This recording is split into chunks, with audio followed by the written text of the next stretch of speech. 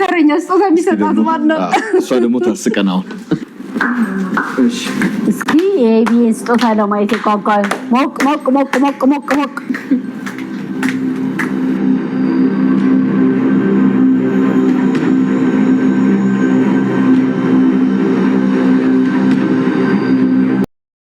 ነገር ላምጥር ነበር። ምን ነበር? አባዬ ለዳጣ እናቷ ሊነግራት ነው እንዴ? መሰለኝ፣ ግን እርግጠኛ አይደለሁም። እማዬ ባለችትማ መናገር የለበትም።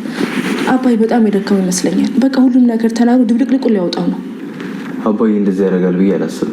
ግን ለዳጣ እናቷን ይነግራታል። እናቷን ሲነግራት እማዬ ማውቀው ይቀራል እንዴ? እናቷን ታውቂያታለሽ እንዴ? በምን አውቃታለሁ? እኔ አላውቃትም። እኔ እንጃ። አባዬ በማዬ ፊት እናቷን ይነግራታል ብዬ አላስብም። ቢነግራትስ? አይነግራትም። እሺ ቢነግራትስ? ናታን እሺ ቢነግራት ምን እናድርግ? ናታን በቃ ራሱ እኮ ይሄን የጨነቀኝ። እሺ ምንድን ነው ማድረግ ያለብን ናታን? ከባድ ነው በማዬ ፊት የሚናገር ከሆነ ናታን በቃ ተደባድበን ማስቆም አለብን። ለዳጣ ብቻ ከፈለገኝ ጋራት። እሺ እንሞክራለን። እና ደግሞ ለዳጣ የመጀመሪያ ስጦታ ልሰጣት ነው። ከምርሽ ነው? ምን ነው እሷ የምትወደው አንተን ነው። አንተን ጠቅልዬ መስጠት አልችልም። በዚህ ጉዳይ ስንቴ ነው አናወራ ያልኩሽ? እሺ በቃ ናኒድ። ወይኔ ውሃ፣ ወይኔ ውሃ። አንቺ ባትኖሪ ግን አሁን የፊልም ምን ይበቃው ነበር የምር። የጠበበሽን የአንድ እግር ጫማ ጠቅልለሽ ምን አለፋሽ ብለሽ እንደዚህ ዋስጫትም። የስጦታ ወረቀቱ ራሱ እኮ አሁን ውድ ነው። የስጦታ መጠቅለያ ወረቀቱ ማለት ነው ውድ ነው። እና ግን ጎበዝ ነሽ። ዋናው ማሰብሽ። ያንቺ ስጦታ ሲጀመር ሰውን ማሳቅ ነው አላ ብቻ ፎቶ አድርገሻቸዋል። እና ደግሞ ዳጣችን እንኳን ደስ ያለሽ፣ እንኳን ልደትሽ ተከበረልሽ፣ እንኳን ደስ ያለሽ ብለናል። እና እንኳን ደስ ያለሽ ለ21ኛ ዓመት ልደትሽ እንኳን አደረሰሽ ብለናል። ሃፒ በርዝዴ ዳጣችን። ደስ ይላል አከባበሩ። እንግዲህ ልደቴ እንደሆነ አውቃለሁ፣ ግን ደግሞ እናንተን ላለማስቸገር ነው ብላ ነበረ። ያው የማያውቁት መስዋዕት ነበር እነሱ ማለት ለማንም ያልተናገረችው። እንግዲህ ደስ ብሏታል። ሁላቸውም ደስ ብሏቸው እያከበሩ ነው። የዚህ ቤት ነገር መጨረሻው ነው የማያምረው። ሁሌ ደስ ደስ ይላቸውና መጨረሻው ነው የማያምረው። እንግዲህ ናታን አሳስቶ የ22 ዓመት የልደት ቁጥር ነው የገዛው። 22 ዓመት እንግዲህ ደረጃን ሰው አስነስቶታል ማለት ነው። ግን ደስ ይላል። ያው ኤቢም ደስተኛ ናት። ሁላቸውም ደስ ብሏቸዋል። ውስጣቸውን እየያዙት ግን ደረጀ ብዙ ህመም ላይ ነው። ያሳዝናል። የምር በጣም የሚያሳዝነኝ ምክንያቱም ከብዶታል። አሁን መሸከም ከብዶታል። ሁሉ ነገር ነው ያስጠላው። ማለት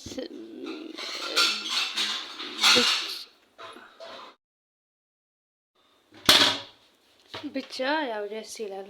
ሁላቸውም አሪፍ በአሪፍ እያከበሩ ነው። ግን መጨረሻቸው ያምራል ወይ የሚለው ነው። እንግዲህ እንትና ናቸው ደግሞ አሁን የቤቱ ነው እንደ አዲስ የቤት ድምቀት ነው።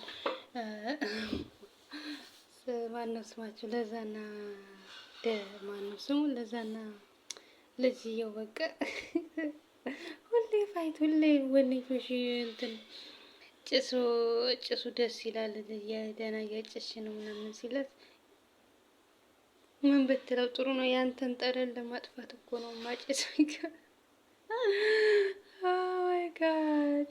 ያ እንግዲህ የፍቅር ነቆራ መሆኑ ነው። እንግዲህ ያው አስታርቀዋቸዋል። እንግዲህ የዳጣ ሰብ ነው ተሳሳሙ ተብሎ እንግዲህ እየመረረኝ ስማት አለው። ትክክል ደረጀና ማርታ ሙድ ሲይዙበትና እየመረረ ምናምን አሉት። እንግዲህ ያው ታርቀዋል። ግን ታርቀውም እንደዚህ ይናቆራሉ። ዝም ብሎ መናቆር ይወዳሉ። አንዴ ከጎረቤት ሂጅ በባለፈው አታስረግዝም የምታስረግዙላት መስለኝም ምናምን ብለው ነበርና በዛ የተነሳ በጣም እሱ እየከለከለው ነው። ወይኔ ገዛኝ የወንዶች ቁና ተነቅ ያለው እያለ ነበር ማለት ነው። እና እንግዲህ አንቺ ሲጀመር አንቺ መውለዳችን ብሏታል። እሱም በቁሎ ነሽ ከጎረቤት ሂጄ ወልዳለሁ እያላት ነበረ። እንግዲህ ኬክም ስባ አይተኸው ማታውቀውም ብላ ትለዋለች። ድሮስ ከዘበኛ ምን ይጠበቃል? ዘበኛ ነው ማለት ነው የነካካሽ። እና እንግዲህ መጨረሻ ላይ የኬኩ ታይም ደረሰ። ኬክ ሊቆረስ ሲል ውሃና ማነው ስማች ኬክ እየጠበቅን ነው አሉ። እንግዲህ ውሃ ሲነካከው መታ ተናገረች ልጅቷ በምጥ ከዛ አብጌል ሄዳ ይዛ መምጣት ያንን ኬክ እንግዲህ ስታሰጥም ስላንዴ በጥፊ መማታት ከዛ ራሷን መታ በዱላ ፈነከተቻት ማለት ነው። በዛ በመጥረጊያ ውሃ እኮ ኃይለኛ ሰውን አጋነኳት። አትቀመስም እኔን በቀደም አሯሩጣኛለች አላለም ግንሲ። ከዛ እናቶቹም እንግዲህ ተቆጥተው ነበር ምን ባረጋቸው እንደሚቻል። እንደው ቶሎ እንኳን አልተወለዳችሁ የ7 አመት ላይ 9 አመት ልዩነት አለባችሁ ምናምን እያለቻት ነበር ማለት ነው። አስባችሁታል? ዳጣና አብይና ታናሽና ታላቅ ቢሆኑ እንዴት እንደሚናቆሩ እንዴት እየተፋየቱ እንደሚያድጉ ስትል እንግዲህ ሁሉም ሰው ክውን ያለው ደረጀም አራታቸውም እዚህ የሚያውቁት ወይ ማለት ግን ምስኪን ማርያም የሁሉ ደግነት በቃ እያደረገች አንድ ቀን ከቤት ያላልና አንቺም እንደ እናቴ አባዬም እንደ አባቴ እናንተም እንዴት እንደወንድም ስለሆናችሁልኝ አመሰግናለሁ ምናምን አለች ማለት ነው። ስለዚህ ግን እኔ ማለት በጣም የምትገርመው ማርያምን ትዳሯን ለመጠበቅ የምታደርጋቸው ነገሮች የሰው ልጅ መያዝ እንደዚህ ዝንጠልጎ መኖር ምናምን በአሁኑ ሰዓት እኮ የሚያደርግ ሀብታም የለም። እንኳን እንደዚህ ብቻ ጥሩ ናት እንግዲህ ብላ ዳጣ ማመስገናታለች። አንቺን ጸባይ ሻሪፍ ስለሆነ ነው። ጸባይ ሻሪፍ ባይሆን አንድ ቀንም አላሳድርሽ ነበር ውልቅ አድርጌ ነበር መጨረሻ እያለቻት ነበር ማለት ነው። ጥሩ ሰው ናቸው። እኔ እዚህም ቤት ትዕዛዝ አከብራለሁ ብሏል ገዜም እዚህ ቤት እንትን የማይል ነገር የለም ብሏል። እንግዲህ ዳጣ ማነው ውሃም ስጦታውን ሰጠችን ብላ አባዬ ከስስ ውሃውን ስጦታውን ስትሰጣት አባዬ ምናምን ብላ ዳጣ አባቷን ጠራችው ደረጀ ምናምን ብላ ከዛ ምንድን ነው ዋናውን ነገር አልረሳሁትም ብሎ ቁጭ እሱ ደግሞ ምንድን ነው ሲባል እንትን ስጦታውን ለመቀበል ጓጉታ ነው ያው የመጀመሪያው አይደለ ምናምን አለች ማለት አሞኝ ልክ ነህ እንዴት አጓጓም የመጀመሪያዋ ነው እያልከኝ አለችው። ከዛ እንግዲህ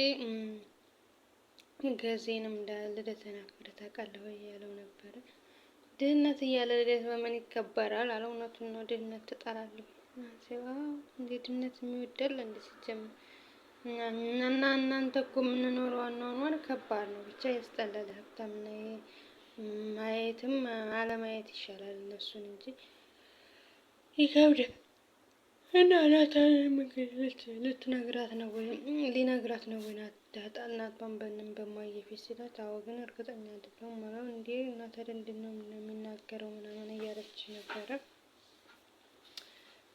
ማለት ከተናገረ ማወቁ አይቀርም። ስለዚህ እሱ ደክሞታል ድብልቅልቁን ሊያወጣው ነው አሁን የፈለገው ምናምን እያለች ነበረ። አበጌል እንደምንም ብለን ማስቆም አለብን ብላ ናታንን አማክረዋለች ማለት ነው። እሺ ብሏታል። እንግዲህ መጨረሻ እንግዲህ ከውሃ ስጦታ ቀጥሎ የአብጌል ስጦታ ነው። አብጌል የመጀመሪያ ስጦታ ልሰጣት ነው ብላለች ማለት ነው። ምን ትሰጥታለች ግን?